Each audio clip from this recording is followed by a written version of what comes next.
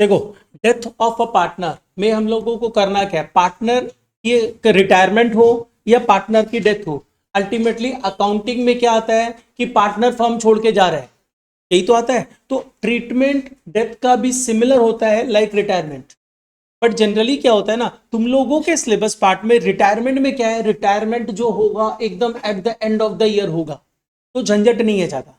But death में तो ऐसा पॉसिबिलिटी नहीं है ना, कभी भी डेथ हो सकता है। तो जब डेथ कभी भी हो सकता है तो अकाउंटिंग मिड ईयर का अकाउंटिंग हो जाता है, तो बस वहीं पे एक प्रॉब्लम है। तो प्रॉब्लम एरिया में जब अपने आते हैं तो पूरा एकदम नॉर्मल पार्ट समझो। नॉर्मली क्या होता है, हम लोग बात करेंगे यहाँ पे जो टॉपिक्स डिस्कस करेंगे सेम टॉपिक्स है जो अपने एडमिशन या रिटायरमेंट में डिस्कस करते हैं। सबसे पहला पार्ट अपने ले रहे हैं, हम लोग क्या करते हैं, change in profit sharing ratio के बारे में अगर डिस्कस करें तो इसमें तो कोई डिफरेंस होगा ही नहीं है, तो ऐसा ही होगा जैसा रिटायरमेंट में होता है। कुछ अलग है क्या?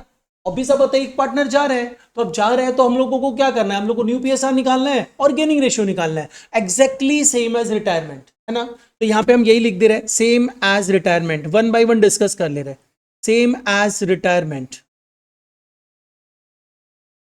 अच्छा, अब आते हैं नेक्स्ट पार्ट हम लोग सर, गुडविल का वैल्यूएशन, वैल्यूएशन एंड ट्रीटमेंट। मतलब कुछ कंफ्यूजन ही मत रखना, तुम लोग समझ के रखो कि क्या ट्रीटमेंट होता है, सेम ट्रीटमेंट होगा। Valuation and treatment of goodwill की अपने बात करें तो इसका भी कोई अलग ट्रीटमेंट नहीं है, ये भी क्या हो जाएगा, सेम एज। वैल्यूएशन तो हम लोग अलग से कहीं समझे भी नहीं थे, बस एक बार समझे थे, पूरा हर जगह एक ही होता है, खाली ट्रीटमेंट की बात आएगी। तो रिटायरमेंट में अपने गुडविल वैल्यूएशन का, गुडविल का ट्रीटमेंट क्या करते थे, ये हम लोगों को बताने वाला है आदर्श, आदित्य, लास्ट बेंच। गुडविल का ट्रीटमेंट क्या करेंगे, डेथ में या रिटायरमेंट में?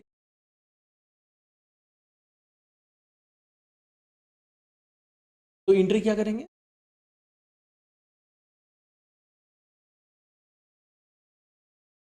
सबसे पहले एक चीज तुम लोग का अगर क्लियर रखेगा ना तो गलती नहीं होगा। तुम जब पार्टनर्स को कुछ भी देगा ना तो उसका कैपिटल तो बढ़ना है, और कैपिटल का बैलेंस क्या होता है, क्रेडिट। तो तुम डेबिट कैसे कर सकते हैं, तुम उल्टा एंट्री बोला है। एंट्री हो जाएगा remaining partners capital account debited to deceased partners capital, जो अपने रिटायरमेंट में करते थे, remaining partners capital to retiring partners capital, यहाँ रिटायरिंग की जगह डिसीज पार्टनर्स आ जाएगा, बस ये डिफरेंस रहेगा।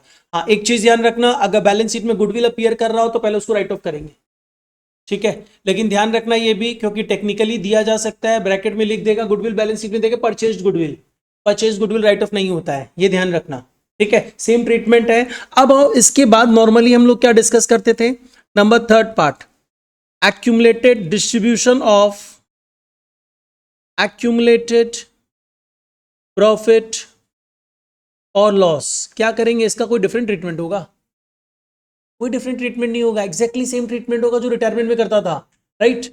मतलब जो भी एक्यूमुलेटेड प्रॉफिट या लॉस है उसको तुम क्या करेगा, ओल्ड पार्टनर्स में बांट देगा, ओल्ड पार्टनर्स मतलब including the deceased partner, right, same as retirement. Next, इसके बाद आओ, नेक्स्ट पार्ट हम लोग डिस्कस करते थे, revaluation of assets and liabilities, ये भी क्या होगा, सेम एज रिटायरमेंट। तो तुम लोग बोलेगा पूरा का पूरा तो सेम एज रिटायरमेंट ही हो रहा है। इसके बाद हम लोग अब नेक्स्ट पार्ट में आ रहे हैं, देखो ये सारी चीजें सेम एज रिटायरमेंट होगा, कैपिटल एडजस्टमेंट हो सकता है वो भी सेम एज रिटायरमेंट होगा, ठीक है, वो तो समझ के थ्रू मूव ऑन करेंगे।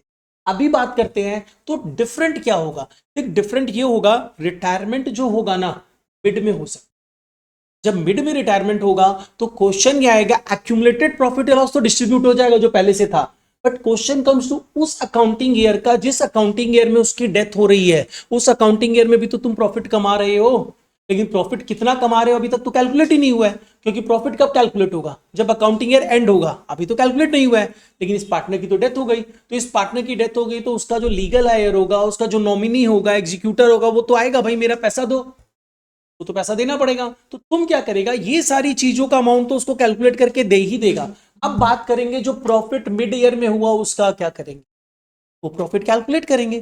कैसे कैलकुलेट करेगा, एज एस्टिमेटेड बेसिस पे कैलकुलेट करना पड़ेगा, एस्टिमेट करना पड़ेगा। और एस्टिमेट करने के लिए तुम्हारे पास दो ऑप्शन, एक तुम टाइम बेसिस पे कैलकुलेट कर सकता है, एक तुम सेल्स बेसिस पे कैलकुलेट, ठीक है। तो ये सारी चीजें सेम है, खाली डिफरेंस क्या होगा, सिंस पार्टनर का डेथ कभी भी हो सकता है, तो ड्यूरिंग द अकाउंटिंग ईयर का जो प्रॉफिट होगा ना, वो प्रॉफिट कैलकुलेट करना पड़ेगा, उसको तुमको सीखना है, राइट। तो नेक्स्ट पॉइंट अपने लिखते हैं, as partner may dies in mid of the year,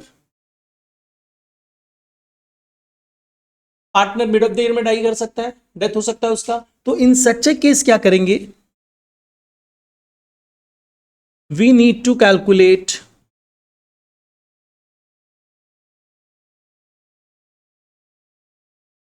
his share of profit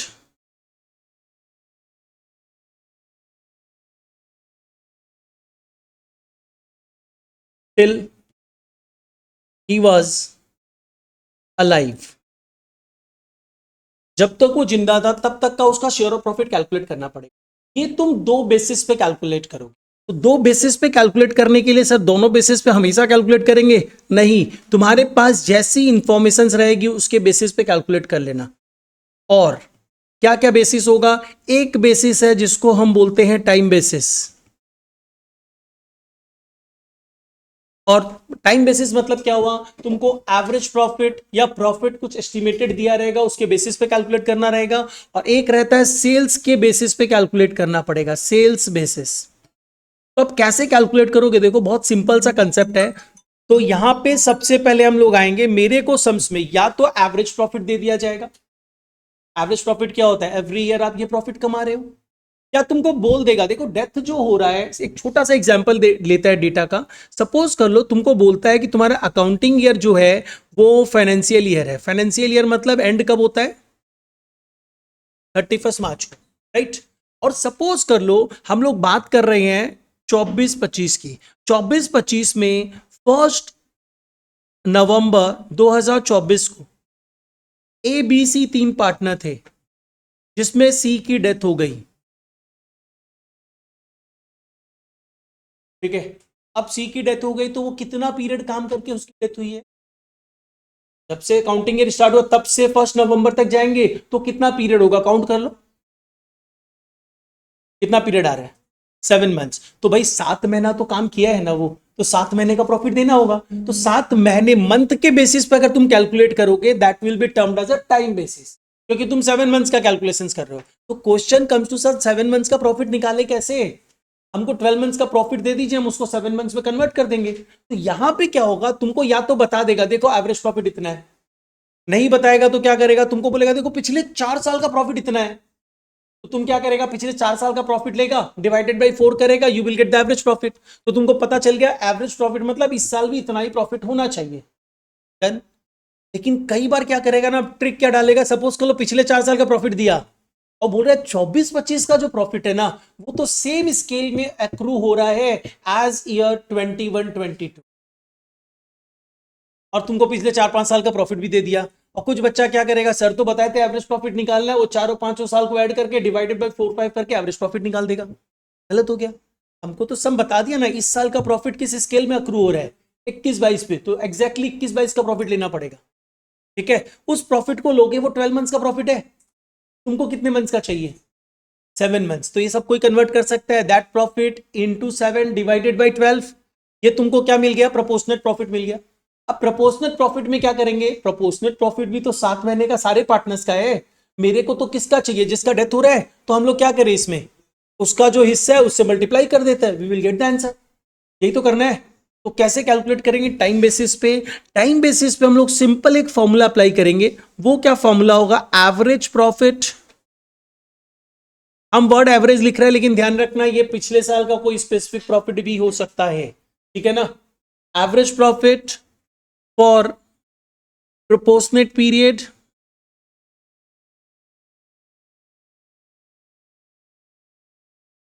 into deceased partners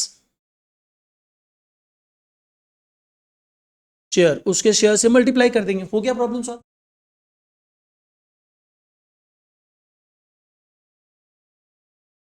ठीक है ना। अब चलो नेक्स्ट आओ, ये तो बात हुआ अगर टाइम बेसिस पे कैलकुलेशन करें, मतलब तुमको डेटा पूरा टाइम बेसिस पे ही दिया हुआ, तो इसी बेसिस पे कैलकुलेट करना। लेकिन अगर तुमको डेटा सेल्स का दे दे मतलब तुमको पिछले साल का सेल्स दे देगा और बोलेगा देखो पिछले साल 10 लाख की सेल्स थी। खाली एक बार क्वेश्चन सुनना, पिछले साल 10 लाख की 12 लाख की सेल्स थी, इजी डेटा कर लेते हैं।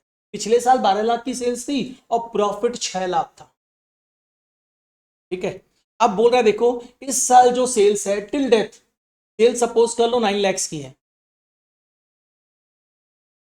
ठीक है। तो 9 लाख की सेल्स है तो प्रॉफिट कितना होना चाहिए, निकल सकता है। प्रोपोर्शनल कैलकुलेशन कर देंगे, क्या करेंगे, पिछले साल प्रॉफिट कितना था, 6 लाख था, कितने साल के सेल्स पे, कितने साल मतलब कितने साल की नहीं सॉरी, कितने वैल्यू ऑफ सेल्स पे, 12 लाख की सेल्स पे। तो 12 लाख पे अगर 6 लाख प्रॉफिट था मतलब जो भी सेल्स होता है उसका 50% प्रॉफिट होता है, ये तो नॉर्मल हो गया। तो इस साल सेल्स कितनी है, 9 लाख, तो 9 लाख के ऊपर कितना प्रॉफिट होना चाहिए, 50% मतलब 4.5 लाख। तुमको पता चल गया टिल डेथ कितना प्रॉफिट हो रहा है, 4.5 लाख। तो 4.5 लाख का प्रॉफिट मिल गया जो सब पार्टनर्स का है। अपने को क्या करना है, जिसका हिस्सा है उसको दे देता है, उसका हिस्सा मल्टीप्लाई करके, यही तो करना है। तो अगर तुम सेल्स बेसिस पे कैलकुलेट करोगे तो यहां तो फॉर्मूला भी अपने लिख सकते हैं। अपने क्या फॉर्मूला लिख देंगे, last year's profit divided by last year sales into sales till death of the current year, यही तो करेंगे। तो अपने को प्रोपोर्शनल प्रॉफिट पता चल जाएगा एंड इसके बाद क्या करना है, उसके शेयर से मल्टीप्लाई करते हैं, उसका हिस्सा पता चल जाएगा। क्लियर है ये, यहां पे फॉर्मूला क्या होना चाहिए, last years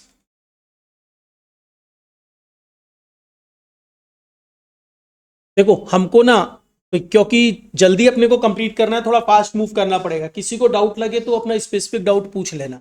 last year's profit, ये लास्ट ईयर्स प्रॉफिट ध्यान रखना, एवरेज प्रॉफिट भी हो सकता है, क्योंकि अगर पिछले साल की जगह तुमको पिछले 5 साल का प्रॉफिट दे दे, पिछले 5 साल की सेल्स दे दे, तब तुम किसी एक ईयर के प्रॉफिट को नहीं ले सकता, एक ईयर की सेल्स को नहीं ले सकता। तो तुमको क्या करना पड़ेगा, उसको एवरेज में कन्वर्ट करना पड़ेगा। इन सब चीजों को ध्यान रखना, ये सब फाइन पॉइंट्स है जो याद रखना होगा। हम लोग यहां पे क्या अप्लाई करेंगे, last year's profit divided by last year sales. जैसे ही तुम ये अप्लाई किया तुमको एक तरह से प्रपोर्शंस पता चल गया कि सेल्स का कितना परसेंटेज, मेरा कितना प्रपोर्शंस प्रॉफिट होता है into current year sales till death, current year sales till death. तो जैसे ही तुम ये कंसेप्ट अप्लाई करोगे, इसको अप्लाई करने का मतलब है क्या, पता चला मेरे को प्रॉफिट पता चल गया टिल डेथ तक का। अब इसमें क्या कर दे, इसमें हम लोग मल्टीप्लाई कर देंगे डिसीज पार्टनर्स शेयर, तो उसका हिस्सा हम लोगों को मिल जाएगा। दिस इज द वे तुमको प्रॉफिट कैलकुलेट करना पड़ सकता है। ये दो तरीके से प्रॉफिट कैलकुलेट करेंगे। पता चल गया कि इतना प्रॉफिट उसका है, अब इसको बुक्स में अपडेट कैसे करेंगे। तो इसको बुक में अपडेट करने के लिए आओ, नंबर 1 जर्नल एंट्री। तो जर्नल एंट्री अगर हम लोग पास करेंगे इस प्रॉफिट के लिए तो क्या एंट्री होनी चाहिए, देखो यहां पे दो तरीका है। दो तरीका मतलब क्या है ना, तुम लोग को याद रखना पड़ेगा। अगर प्रॉफिट शेयरिंग रेशियो में कोई चेंज नहीं हो रहा है तो इन सच केस अपने क्या अप्लाई करेंगे, हम लोग एक एंट्री पास करेंगे and that is profit sharing ratio में कोई चेंज नहीं हो रहा है, मतलब जो रिमेनिंग पार्टनर है उनके बीच में जो ओल्ड रेशियो है वही रेशियो उनका गेनिंग रेशियो है। तब तुम क्या एंट्री पास करेगा, प्रॉफिट जो बेसिकली किसको देना है, डिसीज पार्टनर को देना है। तो डिसीज पार्टनर को देने के लिए तुम क्या एंट्री पास करेगा, एंट्री पास करेगा PL suspense account debited to deceased partners capital. ठीक है, तो नंबर 1 एक ऑप्शन अपने पास है, when no change in profit sharing ratio. ये अपने नो चेंज का जो बात कर रहे हैं, देखो प्रॉफिट शेयरिंग रेशियो तो चेंज हो ही रहा है क्योंकि एक पार्टनर का डेथ हो जा रहा है। जो रिमेनिंग पार्टनर्स है उनके बीच में प्रॉफिट शेयरिंग में कोई चेंज नहीं हो रहा है, अपने उसकी बात कर रहे हैं, इन बिटवीन रिमेनिंग पार्टनर्स। तो अगर ऐसी सिचुएशन है तो तुम एंट्री क्या पास करोगे, तुम एंट्री पास करोगे PL suspense account debited to deceased partners capital. PL suspense account debited to deceased partners capital. And अब क्या करेंगे, जो पीएल सस्पेंस का अमाउंट है उसको तुम क्या करोगे, कहां दिखाओगे, क्योंकि देखो अगर तुमको बीच में बैलेंस शीट बनाने बोल देता है, इसी दिन डेथ हुआ बैलेंस शीट भी बना दो, तो इन सच केस तुम क्या करोगे, इन सच केस पीएल सस्पेंस का तो डेबिट बैलेंस आ जाएगा, इसको तुमको बैलेंस शीट में दिखाना पड़ेगा। बैलेंस शीट में एसेट्स में दिखाना पड़ेगा क्योंकि डेबिट बैलेंस है। ये ध्यान रखना, पीएल सस्पेंस का डेबिट बैलेंस आ गया है, इसको बैलेंस शीट में एसेट्स में दिखाना पड़ जाएगा अगर तुम तुरंत बैलेंस शीट बनाते हो तो। और एक चीज ध्यान रखना, हम लोग तो सिर्फ प्रॉफिट की बात कर रहे हैं, इट माइट बी पॉसिबल ना कि ड्यूरिंग द 7 महीने के पीरियड में इंटरेस्ट ऑन कैपिटल दिया जा रहा है, 7 मंथ्स के पीरियड में हम लोगों को पार्टनर को सैलरी देना है, ये सब होगा ना। तो जो बीच के पीरियड का अकाउंटिंग होगा उसमें इंटरेस्ट ऑन कैपिटल, सैलरी वगैरह सब देना है, तो क्या सारे पार्टनर को देंगे? नहीं, सारे पार्टनर को नहीं देंगे। तो सारे पार्टनर को नहीं देंगे तो हम लोग करेंगे क्या? जिस पार्टनर को देना है उसको तो देंगे, तो उसको देने के लिए एंट्री क्या करेंगे? उसको देने के लिए अलग से इंटरेस्ट ऑन कैपिटल का एंट्री मत पास करना, सेम एंट्री पास होगी। यही एंट्री हम लोग पास करेंगे किसके लिए? इंटरेस्ट ऑन कैपिटल के लिए, पार्टनर सैलरीज के लिए, एटसेट्रा। मतलब कोई भी पीएल अप्रोप्रिएशन आइटम्स है उनके लिए, पीएल अप्रो आइटम्स के लिए। और इस एंट्री के पास करने के चलते पीएल सस्पेंस में डेबिट इंटरेस्ट ऑन कैपिटल का भी आ जाएगा, और पीएल सस्पेंस में जो डेबिट होगा बैलेंस वो किसका आ जाएगा? प्रॉफिट का भी आ जाएगा, और पीएल सस्पेंस बैलेंस शीट में एसेट्स में अपीयर कर जाएगा। मतलब इंटरेस्ट ऑन कैपिटल देना है तो भी मैं ये एंट्री पास करूंगा, PL suspense to deceased partners capital. Deceased partner को सैलरी देना है तो भी हम लोग ये एंट्री पास करेंगे, उसका शेयर ऑफ प्रॉफिट देना है तो भी ये एंट्री पास करेंगे। बट हाँ, एक सिचुएशन में एंट्री रिवर्स होगा, अगर लॉस हुआ तो शेयर ऑफ लॉस हो सकता है ना, और शेयर ऑफ लॉस के केस में क्या करोगे? एंट्री रिवर्स कर देंगे। और क्या करेंगे? एंट्री रिवर्स मतलब क्या हो जाएगा? Deceased partners capital account debited to PL suspense, और उस केस में पीएल सस्पेंस का क्रेडिट बैलेंस आएगा, और वो कहां पे अपीयर करेगा? लायबिलिटी में। ये सब चीज ध्यान रखना, क्योंकि सम्स में कुछ भी कर सकता है। तो ये हो गया, ये था जब प्रॉफिट शेयरिंग में कोई चेंज नहीं हो रहा है। लेकिन अगर चेंज होता है तो option number 2, if there is change in profit sharing, remaining partners के बीच में प्रॉफिट शेयरिंग रेशियो में चेंज हो गया, गेनिंग रेशियो भी चेंज होगा। तो इन सच अ केस तुम क्या एंट्री पास करोगे पता है? इन सच अ केस हम लोग एंट्री पास करते हैं, जितना अमाउंट तुमको डिसीज पार्टनर को देना है वो तुम पीएल सस्पेंस के थ्रू नहीं दिखाओगे। तुम क्या करोगे? तुम अल्टीमेटली जिस पार्टनर को देना है उसको दे दो, और देगा कौन? जो गेन कर रहा है। अपनी एंट्री क्या पास करेंगे? Gaining partners capital account debited to sacrificing partners capital. तो यहां पे एंट्री अपनी हो जाएगी गेनिंग पार्टनर्स कैपिटल, और गेनिंग पार्टनर्स कैपिटल में जनरली जो रहेंगे वो कौन रहेंगे? रिमेनिंग पार्टनर्स रहेंगे। Gaining partners capital account debited to sacrificing partners capital. Sacrificing partner में एक पार्टनर तो वो रहेगा ही जिसकी डेथ हो रही है, और उसके अलावा कोई अदर पार्टनर्स भी हो सकते हैं। और ये जो अमाउंट होगा, ये जो एंट्री पास करोगे, किस अमाउंट से पास करोगे? Share of profit of disease partner. और ऑब्वियस सा बात है, जब तुम गेनिंग टू सैक्रिफाइसिंग एंट्री कभी भी पास करते हो तो ये एंट्री जो पास होती है वो इन इधर गेनिंग रेशियो में होती है या सैक्रिफाइसिंग रेशियो में होती है। तुम बोलेगा सर गेनिंग सैक्रिफाइस दोनों लिख दिए, बिकॉज हो सकता है एक पार्टनर गेन कर रहा हो, दो पार्टनर, ठीक है, तो ये डिपेंड करता है गेनिंग या सैक्रिफाइसिंग रेशियो में। और इन केस ऑफ लॉस ये एंट्री क्या हो जाएगी? बस हो जाएगी, मतलब सैक्रिफाइसिंग टू गेनिंग हो जाएगा। क्लियर है? कोई दिक्कत नहीं है इसमें। तो ये एक अपने को समझना था कि प्रॉफिट शेयरिंग से रिलेटेड प्रॉब्लम है, और ये दो सिचुएशन ध्यान रखना। अगर कोई चेंज नहीं होता है रिमेनिंग पार्टनर्स के बीच में प्रॉफिट में, तो PL suspense to deceased partner, और अगर चेंज होता है तो गेनिंग टू सैक्रिफाइसिंग। अब इसके बाद क्या करना है? इसके बाद और कुछ नहीं है, सिंपल सा चीज, अकाउंटिंग सेटलमेंट करना है। तो नेक्स्ट आ जाओ, लास्ट पार्ट, उसके बाद सीधा सम्स में मूव ऑन करना है हम लोगों को। Settlement of accounts.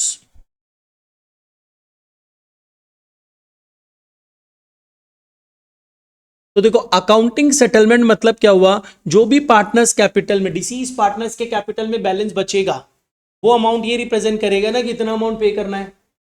वो तुम उसको तो पे कर नहीं सकते हो, तो तुम क्या करोगे? सीधा सीधी सबसे पहले उस अकाउंट में कभी भी कैश में पेमेंट नहीं हो सकता, तो तुमको क्या करना पड़ेगा? उसको सीधा उसके एग्जीक्यूटर में ट्रांसफर करना पड़ेगा।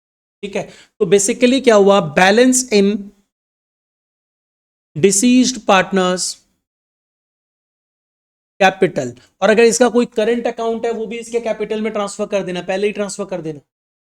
क्योंकि अब तो इसके करंट अकाउंट कैपिटल अकाउंट कोई रोल ही नहीं है। तो ये जो बैलेंस बचेगा उसके कैपिटल में, उसको तुम क्या करने वाले हो, उसको हम लोग ट्रांसफर कर देंगे, transfer to his executors account.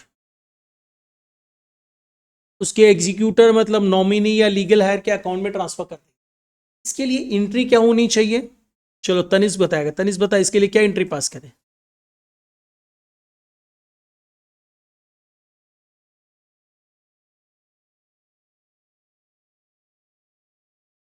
Good, Rashi बताएगी।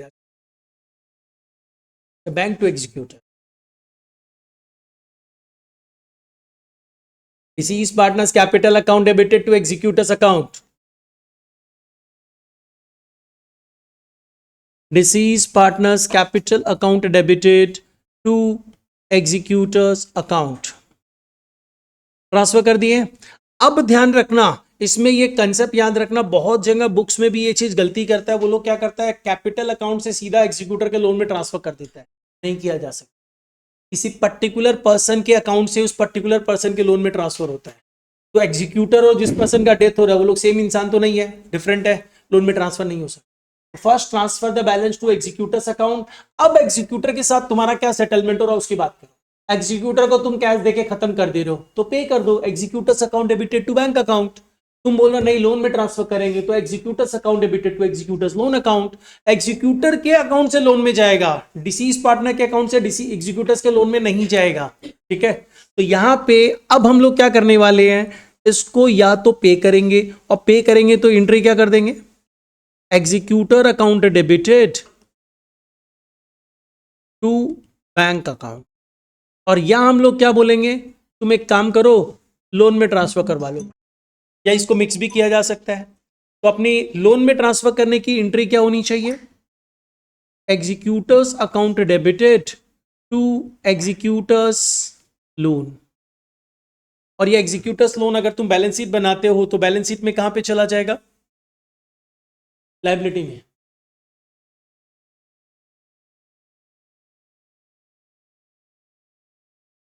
डन, यहां तक कोई दिक्कत नहीं है। चलो नेक्स्ट आओ, अब हम लोग सीधा सम में मूव ऑन कर रहे हैं।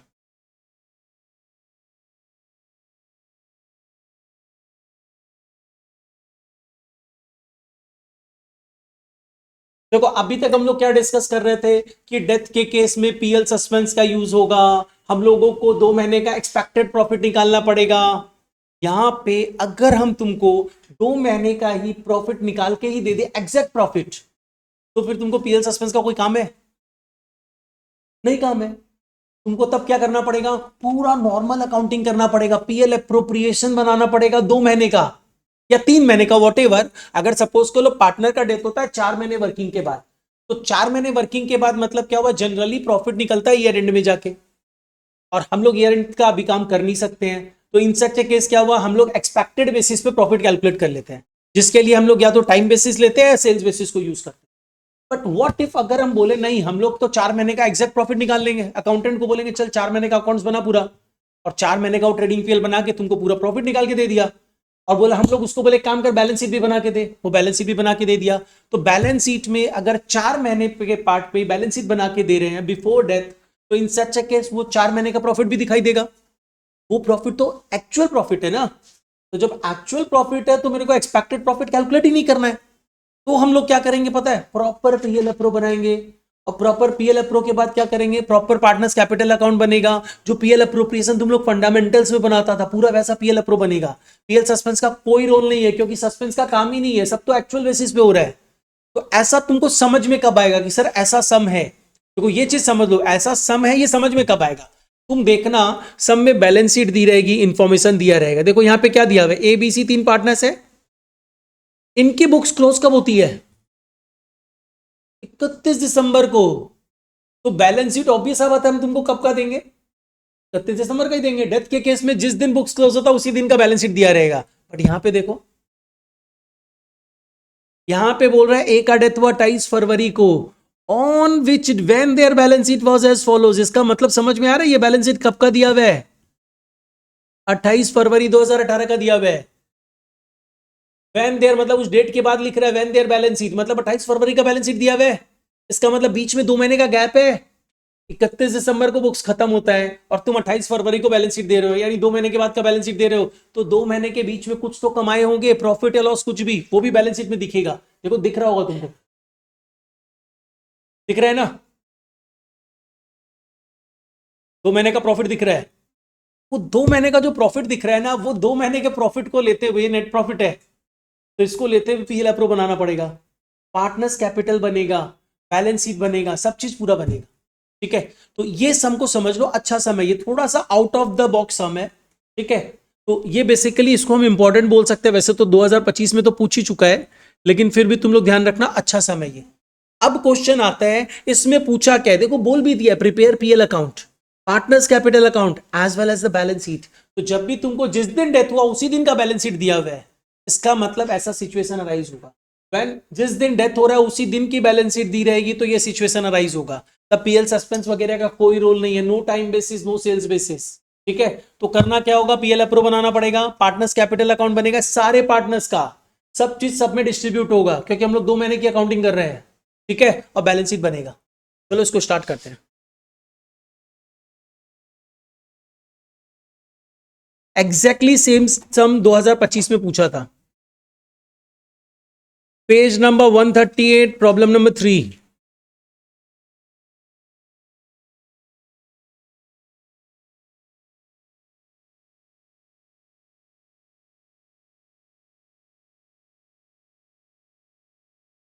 तुम लोगों को पीएल अप्रूव बनाना होगा,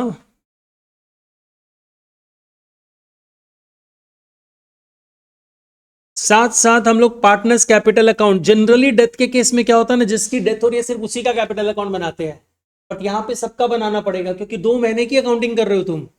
तो यहां पे अपने आ जा रहे हैं पार्टनर्स कैपिटल, कितने पार्टनर्स है, 3 पार्टनर्स है, ए बी सी, तीनों पार्टनर्स का कॉलम बना लेंगे। नॉर्मल केस में ऐसा नहीं होता है,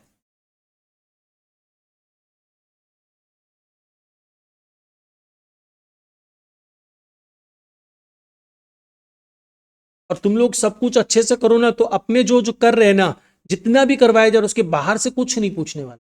जैसे 2025 में भी ये out of the box question पूछा था, लेकिन मेरा स्टडी मेट में तो पहले से था, बच्चे लोग भी किए थे, तो जो लोग करेगा वो अच्छा कर सकता है, तो नहीं करे वो छोड़ के जाओ। लेकिन पढ़ना तुम लोग को पड़ेगा, क्योंकि पढ़ाई के मैटर में ना हमेशा ध्यान रखना, लोग बोलता है smart work smart work smart work, ना मैटर नहीं करता पढ़ाई, हार्डवर्क के साथ स्मार्टली वर्क करना पड़ता है। सिर्फ हम ये नहीं कर सकते हैं कि भाई स्मार्ट वर्क करेंगे, वो नहीं पॉसिबल है, पढ़ाई तो करना ही पड़ेगा।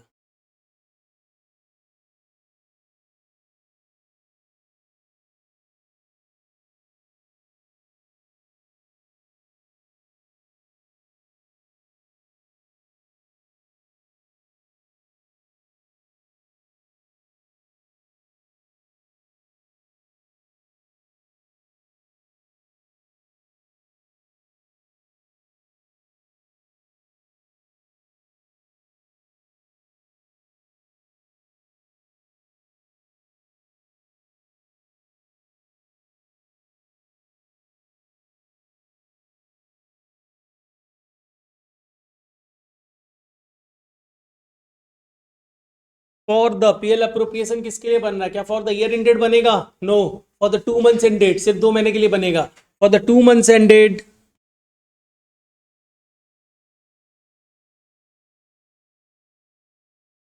28 Feb 2018, 2 महीने की एंडिंग पे बन रहा है। हम लोग यहाँ पे जो भी अकाउंट बनाया, 2 ही अकाउंट बनाया अभी, तो 2 ही अकाउंट बनाया, साथ साथ चलो बैलेंस शीट भी हम ड्रॉ कर ही दे रहे हैं।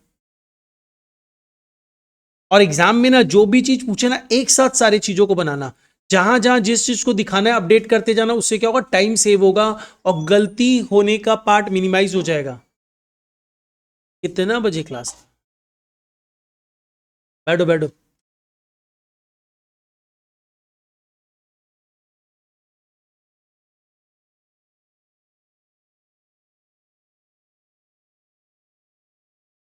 रिवाइज्ड बैलेंस शीट है क्या, जनरली जो बैलेंस शीट बनता है डेथ के केस में, वो इंटरमीडिएट बैलेंस शीट बनता है, मतलब बीच में बैलेंस शीट बना रहे हो, तो क्या इसको भी इंटरमीडिएट बैलेंस शीट लिखे कि रिवाइज्ड बैलेंस शीट लिखे, ये रिवाइज्ड ही है, रीजन जिस दिन बैलेंस शीट दिया हुआ उसी दिन बैलेंस शीट बना। जनरली क्या होता, तुमको 31 दिसंबर को बैलेंस शीट देता और बोलता 28 फरवरी को बैलेंस शीट बनाओ, तो तुम उसको इंटरमीडिएट बैलेंस शीट बोलता। यहाँ पे 28 फरवरी को बैलेंस शीट दिया है, तुम 28 फरवरी को बैलेंस शीट बना रहे हो, that is why this is revised balance sheet. इन सब पे भी 1 नंबर 2 नंबर कट जाता है, ठीक है, तो वो 100 वाला सपना तो धरा का धरा रह जाएगा।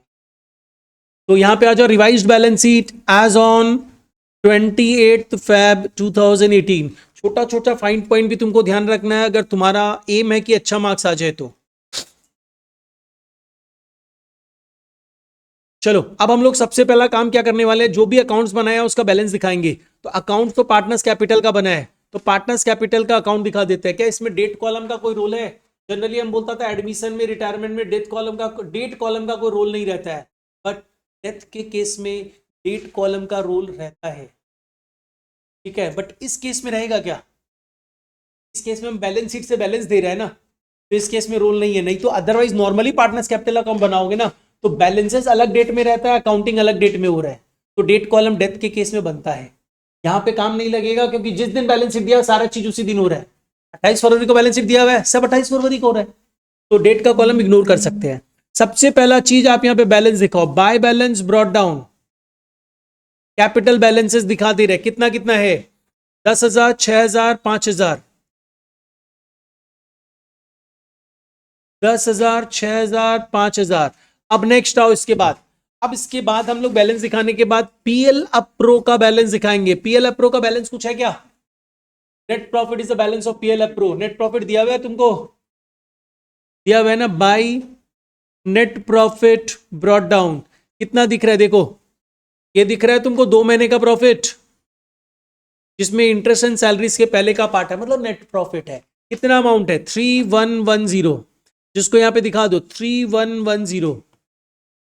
अब इसमें ट्विस्ट डाल सकता है, एक इंटरेस्ट और लोन वाला कंसेप्ट डाल देगा, कुछ रेंट का कंसेप्ट डाल सकता है, डालने को डाला जा सकता है, वो नॉर्मल फंडामेंटल्स का पार्ट है पूरा, ठीक है। अब आओ हम लोगों को करना क्या है। अब ये बोला बिफोर इंटरेस्ट एंड सैलरी से, नीचे सम में जाओ, कुछ बोला होगा, बोल रहा है इंटरेस्ट ऑन कैपिटल देना है कितना, 6%। दे देते हैं 6% इंटरेस्ट ऑन कैपिटल, तो चलो इंटरेस्ट ऑन कैपिटल दिखा दो।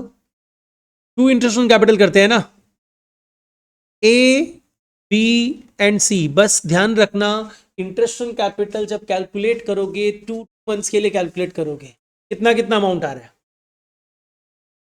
100, 60 एंड 50, टोटल इज 210। नेक्स्ट आओ, इसके बाद और कुछ देना है, सैलरी भी देना है। किसको? ए और बी को 300, 250 रुपया पर मंथ का सैलरी। तो हम लोग यहां पे आएंगे 2 पार्टनर्स सैलरीज, ए और बी को सिर्फ सैलरी देना है, ए एंड बी। एक को 600 रुपया, क्योंकि 300 इंटू 2, और दूसरे को 250 इंटू 2 मतलब 500, टोटल 1100 रुपया की सैलरी देनी है। और कुछ है क्या? अब गुडविल वगैरह है, पीएल अप्रो से रिलेटेड कुछ नहीं है। तो अब हम लोग क्या करेंगे, यहां पे इस जो भी प्रॉफिट बचेगा उसको पार्टनर्स में 2 शेयर ऑफ प्रॉफिट करके बांट देंगे तीनों में, ए बी सी। उनका प्रॉफिट शेयरिंग रेशियो चेक कर लो, तीनों पार्टनर्स का प्रॉफिट शेयरिंग रेशियो 2:1:1 है। एंड प्रॉफिट कितना बच रहा है? 1800। तो 1800 अगर प्रॉफिट बच रहा है तो ये 900 एंड 450 होगा। डन, तो कर दो पार्टनर्स कैपिटल। ये एक डिफरेंट इजी पार्ट है, लेकिन तुम्हारा किया हुआ रहेगा तो इजी है। तो यहां पे अब क्या करना है, सिंपली जाओ और बाई इंटरेस्ट ऑन कैपिटल करके दिखा दो। By interest on capital 100, 60, 50। By partner salaries, A को दिए 600 और बी को दिए 500। And by share of profit 900, 450, 450। हो गया पीएल अप्रो का काम खत्म। पीएल सस्पेंस का कोई रोल नहीं है, क्योंकि एग्जैक्ट एक्चुअल प्रॉफिट दिया है, बजटेड नहीं है, एस्टिमेटेड नहीं है। तो ये पार्ट होने के बाद अब तुम लोग आओ, हम लोग बैलेंस शीट का कंप्लीशन नहीं किए थे। बैलेंस शीट में अपने क्या करते थे, गुडविल चेक करते थे, अगर हो तो राइट ऑफ करते थे, है क्या? नहीं है। अब एक्यूमुलेटेड प्रॉफिट या लॉस चेक करते थे, हो तो क्या करते थे, डिस्ट्रीब्यूट कर देते थे। तो एक्यूमुलेटेड प्रॉफिट या लॉस कुछ है,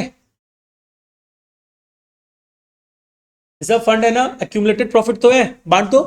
तो एक्यूमुलेटेड प्रॉफिट या लॉस बांटने के लिए 2 महीना 3 महीना नहीं होता। देखो हम उस समय लिखाते समय लिखा था सेम एज रिटायरमेंट, कुछ अलग नहीं है। तो सिंपली रिजर्व फंड को पार्टनर्स में बांट दो बाई रिजर्व फंड। कितना अमाउंट था 3600, और तीनों में बांटो कितना कितना होगा 1800, 900 एंड 900। चलो ये भी बांट दिए। अब क्या करना है, ये प्रॉफिट डिस्ट्रीब्यूट हो चुका है, रिजर्व फंड बढ़ चुका है। अब देखो डेथ किसकी हो रही है, ए की। ए की डेथ हो रही है तो ए से रिलेटेड और कुछ है क्या बैलेंस शीट में? लोन टू ए, मतलब फर्म ए को लोन दे के रखा था, तो फर्म अल्टीमेटली अब जो भी सेटलमेंट होगा तो ये पैसा उसके एग्जीक्यूटर को देगा। देने के पहले क्या करेगा, अपना लोन का अमाउंट काट लेगा। तो लोन का अमाउंट काट लेगा तो तुमको तो एंट्री पास करना है। तो एंट्री क्या हो जाएगी, इस लोन को कम करेंगे किसके थ्रू, उसके कैपिटल के थ्रू। तो एंट्री हो जाएगी A's capital account debited to A's loan, right. तो A's capital to A's loan, इसको ट्रांसफर करो A's capital to A's loan. जिसकी भी डेथ होगी उसकी सारी चीजें एडजस्ट कर देना। कितना अमाउंट था 4000। अब ये करने के बाद हम लोग का बैलेंस शीट से कुछ नहीं बच रहा है, अब जो एडजस्टमेंट होगा उसको करना है। तो एडजस्टमेंट नंबर 1 तो ऑलरेडी कंप्लीट है। नंबर 2 क्या बोल रहा है, नंबर 2 मेरे को बोल रहा है कि अगर किसी पार्टनर की डेथ होती है तो गुडविल जो वैल्यू की जाएगी वो 2 years purchase of the average profit of the 3 completed years की जाएगी। और दिया हुआ 3 कंप्लीटेड ईयर। इसमें ना देख, सब बच्चा गड़बड़ नहीं करता, लेकिन कुछ बच्चे गड़बड़ करते हैं। हम तुमको 5 साल का प्रॉफिट देंगे और बोलेंगे पिछले 3 साल के बेसिस पे तुमको गुडविल कैलकुलेट करना है। तो कुछ बच्चे 5 साल का प्रॉफिट ले लेंगे, तो वो सब मत कर देना। अगर 3 साल बोला जाए तो 3 साल का ही लेना। यहाँ पे 3 साल का ही दिया हुआ है, तो गुडविल कैलकुलेट करना सबको आता है। जल्दी से बताओ तो कितना है, डायरेक्ट गुडविल का वैल्यू बताओ।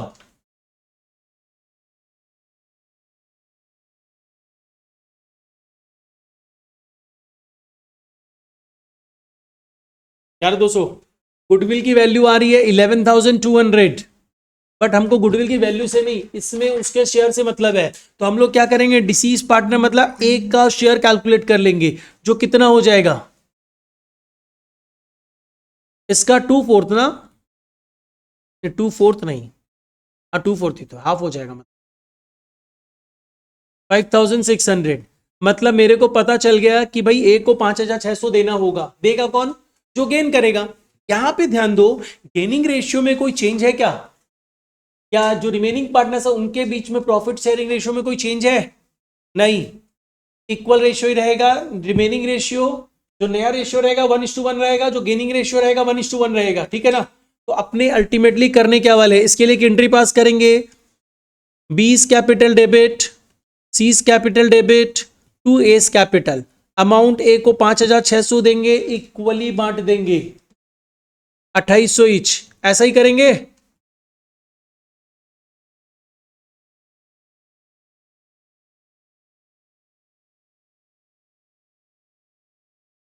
पार्ट कौन सा लोन है, कौन सा लोन का इंटरेस्ट को अपने कंसीडर, जो पार्टनर फर्म को देता था। यहाँ पे क्या फर्म पार्टनर से लिया है तो उसके लिए तो इंटरेस्ट रेट मेंशन होना चाहिए। तो अपने B-C-2-A कर दिए, तो इसको पोस्ट कर दो। तो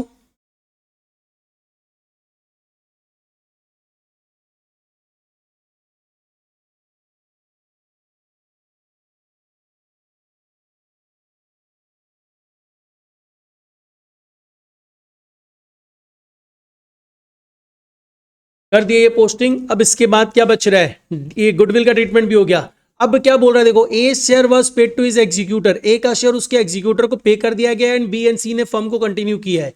तो अब सब ट्रीटमेंट अपने कर चुके हैं, कोई रिवैल्यूएशन था नहीं। तो अब एक काम करो, इसमें जो भी अमाउंट बच रहा है ए के अकाउंट में वो कहां ट्रांसफर कर देंगे, यहां पे टू बैंक मत कर देना, पॉसिबल ही नहीं है, उसका डेथ हो चुका है। उसको ट्रांसफर कहां करेंगे, टू एग्जीक्यूटर्स अकाउंट। ए का जो भी अमाउंट है उसके एग्जीक्यूटर ट्रांसफर कर रहा है 15,000, एंड बाद बाकी पार्टनर्स का बैलेंस कर लो। टू बैलेंस कैरेट डाउन 5,110, 5,110 और 3,600, उसको बैलेंस शीट में एज अ कैपिटल दिखा देना। एंड एग्जीक्यूटर का अकाउंट बनाने नहीं बोले हम लोगों को, हम लोग क्यों बनाने चाहे, बट हाँ, एंट्री पास कर लेना, सोच लेना, मन में सोच लेना, एंट्री क्या होगी, एग्जीक्यूटर को पे करेंगे तो क्या एंट्री होगी, executors account debited to bank या कैश, जो भी है बुक्स में। तो बुक्स में मेरे को क्या दिख रहा है, कैश दिख रहा है, तो इसमें से क्या होगा, 15,000 चला गया, बचा कितना, 5,000। तो बैलेंस शीट में 5,000 बचा, डेटस एज इट इज है, लोन गायब हो चुका है, इन्वेस्टमेंट एज इट इज है, क्रेडिटर्स वैसे ही है, रिजर्व फंड हट चुका है, पीएल हट चुका है, कैपिटल में चेंज है, बी और सी का कैपिटल कितना कितना है, 5110 एंड 3600 ना, 3600। देखो आई थिंक और कुछ तो है नहीं, ये मैच कर जाना चाहिए बैलेंस शीट।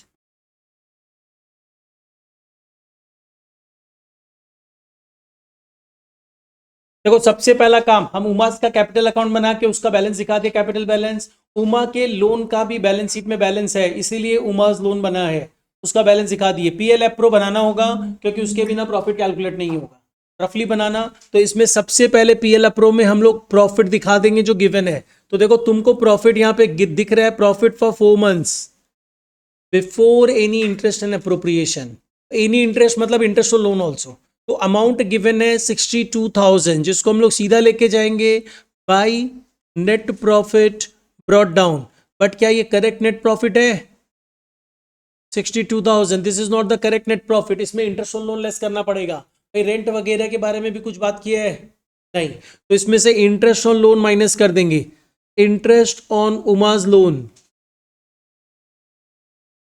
कितना अमाउंट आएगा, उसका लोन 10,000 का था, 10,000 के ऊपर कोई इंटरेस्ट रेट ये लोग बोला है क्या, नहीं बोला है, तो 6% लेंगे।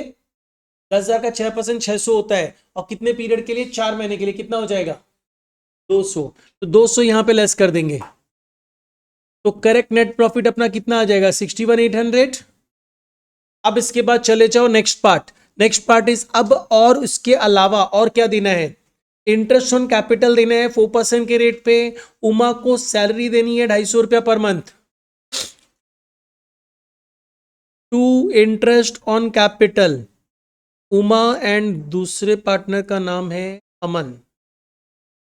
Interest on capital 4% for 4 months only, कितना आ रहा है 480, 320, मतलब इन टोटल कितना हो जाएगा 800। अच्छा नेक्स्ट आ जाओ, अब सैलरी देना है सिर्फ उमा को, उमा सैलरी। तो उमा को सैलरी 250 रुपया पर मंथ देना है, मतलब कितना 1,000 रुपीज, और कुछ नहीं है ना। तो बांट देते हैं share of profit, 2 share of profit, Uma and Aman, 40 और 20, 40 और 20, मतलब 60,000 का प्रॉफिट बांट दिए। ये एक वर्किंग में तुमको करना पड़ेगा। अब इसके बाद तुम आ जाओ, नेक्स्ट पार्ट क्या करना है, हम लोग इंटरेस्ट और लोन पार्टनर को जब भी देते हैं तो हम लोगों को एंट्री बता रहा है दिवांशु, इंटरेस्ट और लोन का adjustment entry as well as closing entry क्या होता है। इंटरेस्ट और लोन टू पार्टनर्स कैपिटल, एक बार वापस एक बच्चे से और पूछ लेते हैं, अदर्स सेम एंट्री, इंटरेस्ट और लोन टू उमास कैपिटल। तुमको क्या सिखाया, हम फंडामेंटल पहले करवाया, वापस रिवीजन करवाया, उसके बाद तुम यही गलती करेगा। देखो राशि बता दी, राशि बताओ। उमा को जो इंटरेस्ट और लोन देना है 200 रुपया, उसके लिए जर्नल एंट्री क्या होगा,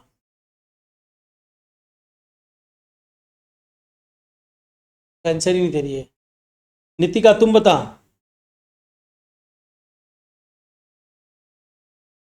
उमाज लोन में ट्रांसफर होगा, तो एंट्री होगा इंटरेस्ट और loan account debited to Uma's loan account. तो ये उमाज लोन इसीलिए दिया हुआ है, यहाँ पे आप क्या करोगे, बाई इंटरेस्ट ऑन लोन 200 रुपया, ठीक है।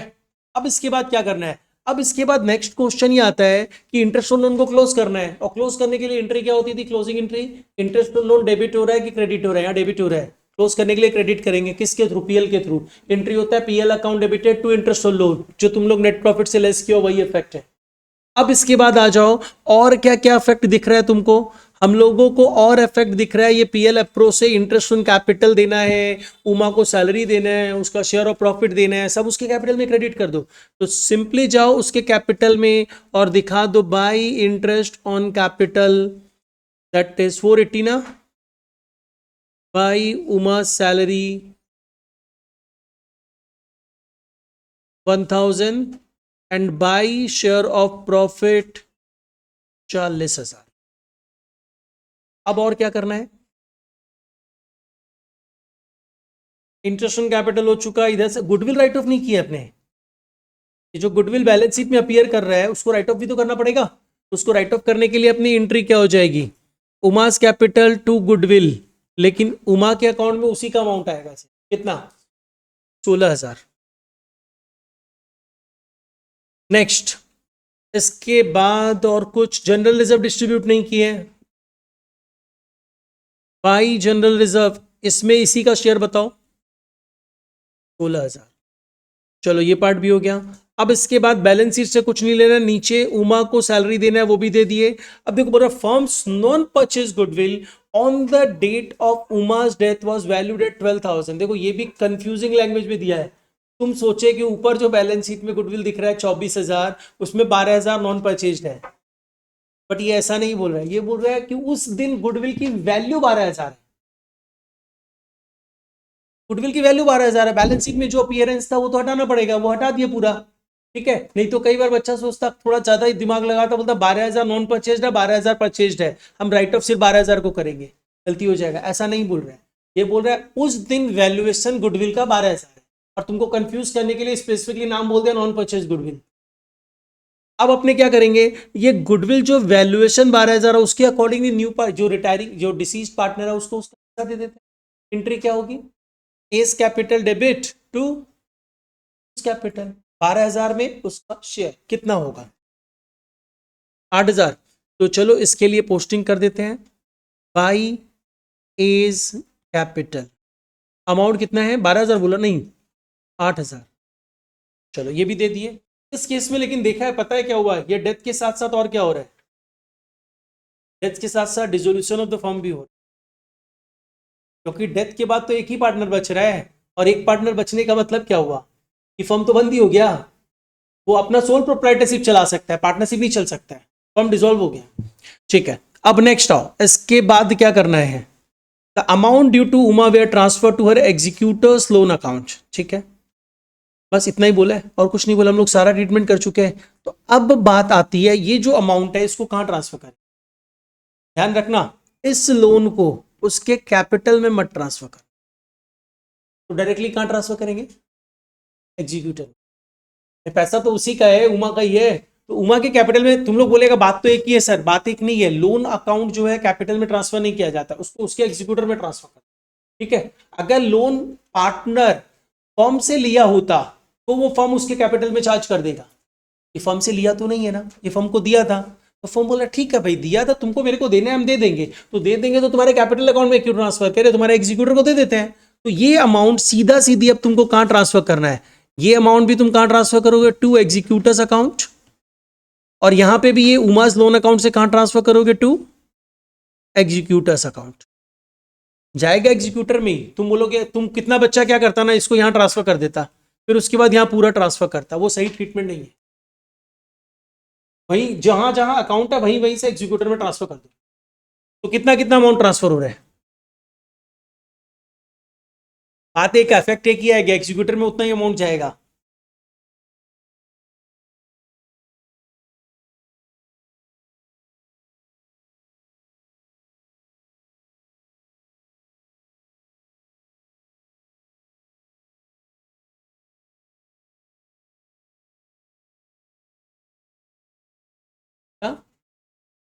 इसमें ये कैपिटल में है, एग्जीक्यूट कैपिटल में 85,000 और लोन में तो 10,200 है, तो 85,480।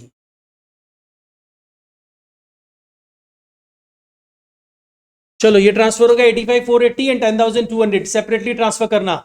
इसका लॉजिक भी समझ लो तुम लोग, जब डिसोल्यूशन समझेगा ना तो एक चीज ध्यान रखना, जब फर्म डिसॉल्व होता है तो प्रायोरिटी ऑफ पेमेंट होता है। ये हो सकता है एमसीक्यू में पूछ ले, एक बार अभी समझ लो, डिसोल्यूशन का पार्ट है। अपने जब फर्म बंद करते हैं तो प्रायोरिटी ऑफ पेमेंट होता है कि पे किस तरह करना है अमाउंट। तो सबसे पहले पैसा किसको पे किया जाता है? कोई भी अगर फर्म का रियलाइजेशन एक्सपेंसेस है सबसे पहले उसका पेमेंट होता है। प्रायोरिटी ऑफ पेमेंट याद रखना है, एमसीक्यू में पूछा जा सकता है। पहला पेमेंट होता है रियलाइजेशन एक्सपेंसेस का, क्योंकि वो सबसे पहले अराइज होगा। उसके बाद दूसरा पेमेंट होता है कोई भी प्रेफरेंशियल क्रेडिटर्स हो उसका, प्रेफरेंशियल क्रेडिटर्स मतलब गवर्नमेंट ड्यूज एटसेट्रा। एंड इसके बाद आउटसाइड लाइबिलिटीज का पेमेंट होता है, देयर आफ्टर पार्टनर्स लोन का पेमेंट होता है, उसके बाद पार्टनर्स कैपिटल का पेमेंट। लाइबिलिटीज का जो पैसा पे किया जाता है उसका एक प्रायोरिटी होता है, पहले अपने पे करते हैं रियलाइजेशन एक्सपेंसेस, देन हम लोग पे करते हैं preferential creditors like government dues, ठीक है, उसके बाद हम लोग नेक्स्ट पेमेंट करते हैं आउटसाइडर लाइबिलिटीज जो भी होगी, एंड इसके बाद पेमेंट होता है पार्टनर्स के लोन का। तो पार्टनर्स लोन पार्टनर्स कैपिटल को सेपरेट ट्रीट किया जाता है, और पार्टनर्स लोन का पेमेंट पहले होता है प्रायोरिटी में, देन द पार्टनर्स कैपिटल। तो पार्टनर्स लोन का पेमेंट होता है, देयर आफ्टर पार्टनर्स कैपिटल का पेमेंट। ये प्रायोरिटी है, काम लग सकता है। तो ये पार्ट अपना कंप्लीट हो गया, एग्जीक्यूटर्स अकाउंट बनाने बोला नहीं है, एग्जीक्यूटर में ट्रांसफर कर दिए, ठीक है। चलो नेक्स्ट आओ, एक बार देखो तो इसमें तुम लोगों का जो आईएससी का जो स्पेसिमेन है उसमें क्या डेथ का सम दिया हुआ है? राइट है, 7200 आ रहा है क्या, चेक करो तो। बहुत इजी था, सबका आ जाना चाहिए वैसे।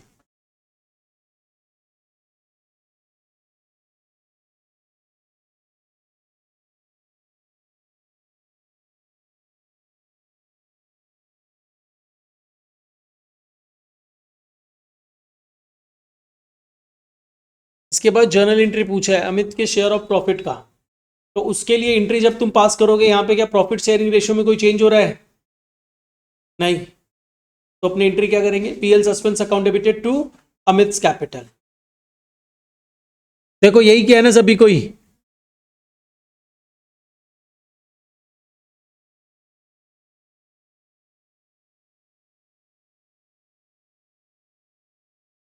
सबके लिए फ्री का नहीं है, सबका हो गया ना। 7200 इज अमाउंट और ये एंट्री पास कर दिया है। देखो हम लोग सबसे पहले ए का कैपिटल अकाउंट बनाएंगे, क्योंकि विदाउट कैपिटल अकाउंट तो मूव नहीं कर पाएगा। यहाँ पे डेट कॉलम बनाना जरूरी हो जाएगा, बिकॉज जो कैपिटल बैलेंस गिवन है वो किस दिन गिवन है, 31/12/17। मतलब तुम तो जिस ईयर का अकाउंटिंग करो उस दिन बात कर लेना, मतलब 1/1/18। तो यहाँ पे तुम जो बैलेंस दिखाओगे डेट मेंशन करना होगा 1/1/18 को कैपिटल अकाउंट में बैलेंस है। कितना बैलेंस है? आयशा के कैपिटल में 60,000 का बैलेंस है। बस ये बैलेंस दिखाते समय 1/1/18 का डेट होगा, बाद बाकी सारी डेट्स कौन सी होगी, जिस दिन डेथ हुआ है, दैट इज द 1 मई। तो 1 मई को सारी डेट्स होगी, तो डेट अलग है ना, तो डेट कॉलम बनाना जरूरी हो जाएगा। अब अपने आओ, अब हम लोग करेंगे क्या, सबसे पहला काम, एक काम करो, बैलेंस शीट में जो जो डेटा है पहले उसको एडजस्ट कर दो। तो डेथ हो रही है, हम लोग को पता है आयशा की 1 मई 18 को, 4 महीने वर्किंग के बाद। बैलेंस शीट है नहीं, ट्रायल बैलेंस है, एक ही बात है। बैलेंस शीट और ट्रायल बैलेंस में डिफरेंस क्या होता है, एक तो फॉर्मेट का डिफरेंस होता है, दूसरा बैलेंस शीट में सिर्फ क्या होते हैं, पर्सनल अकाउंट और रियल अकाउंट होते हैं, नॉमिनल अकाउंट्स नहीं रहते हैं। ट्रायल बैलेंस में नॉमिनल अकाउंट्स भी रहते हैं। तो अपने को बस देखना है, मेरे काम की चीजें देखो, यहाँ पे काम की चीजें अपने देखेंगे तो क्या दिख रहा है, यहाँ पे अपने को सबसे पहले दिख रहा है रिजर्व 30,000 का, जिसको क्या करना चाहिए, बांट देना चाहिए। तो इसमें इसका हिस्सा देख लो, ऐसा का हिस्सा कितना है और बांट दो बाई रिजर्व। डेट 1 मई 18 बाई रिजर्व कितना, 12,000। अब इसके बाद देखो कोई गुडविल अपीयर कर रहा है क्या, नहीं, अब और कुछ भी नहीं है। देखो यहाँ पे तो कुछ नहीं है ना बैलेंस शीट में, तो ट्रायल बैलेंस में। तो अब बात करते हैं एडजस्टमेंट्स का। देखो भाई जब भी उसकी डेथ होगी हम उसका कैपिटल का हिस्सा देंगे, हम कैपिटल लिख चुके हैं, देखो कैपिटल देंगे, और क्या देंगे, प्रॉफिट का हिस्सा, रिजर्व्स का हिस्सा तो देना ही पड़ेगा। अब जो 4 महीने काम किया है वो हिस्सा भी तो उसको देना है। किस बेसिस पे, एवरेज प्रॉफिट के बेसिस पे। एवरेज प्रॉफिट नीचे गिवन है 1 2 3 3 साल का एवरेज। एवरेज कैलकुलेट करो, इसका एवरेज कितना आ रहा है, 42,000। 42,000 एवरेज प्रॉफिट है, उसको कितने महीने में कन्वर्ट करें, 4 मंथ्स।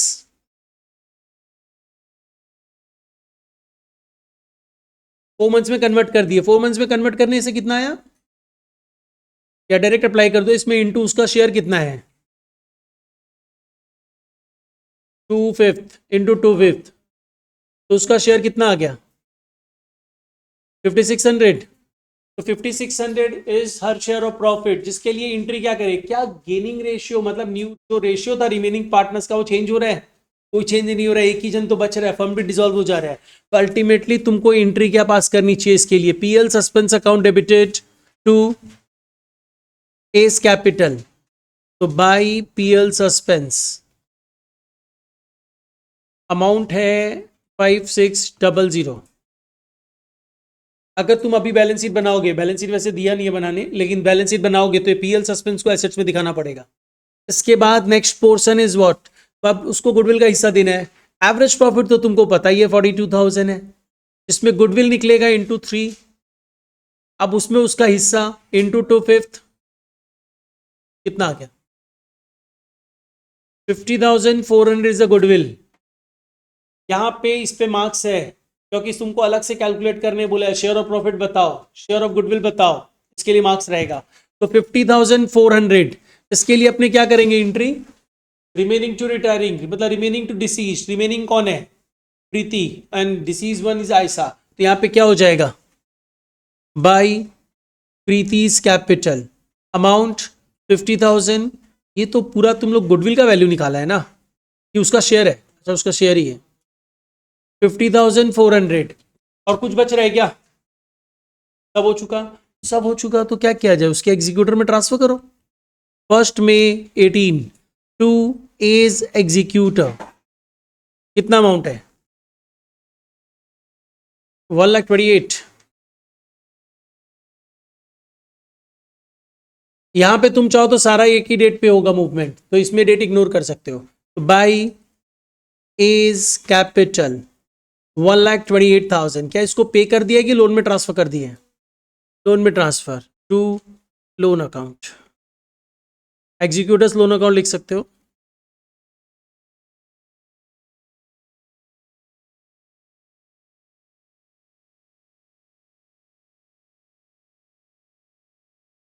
डेबिटेड, इसमें देखो जिसकी डेथ हो रही है उसको इंटरेस्ट कैपिटल भी देना है, तुम एंट्री पास करोगे PL suspense account debited to B's capital.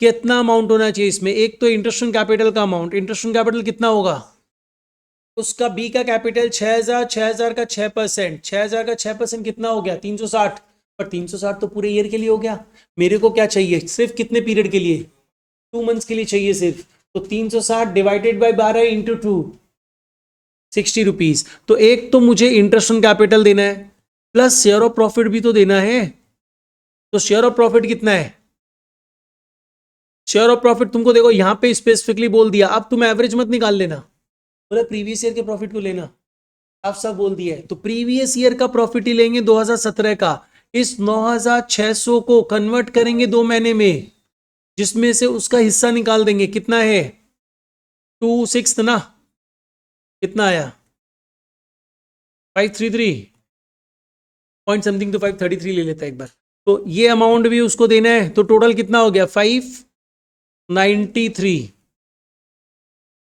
ये एंट्री तुम पास करोगे।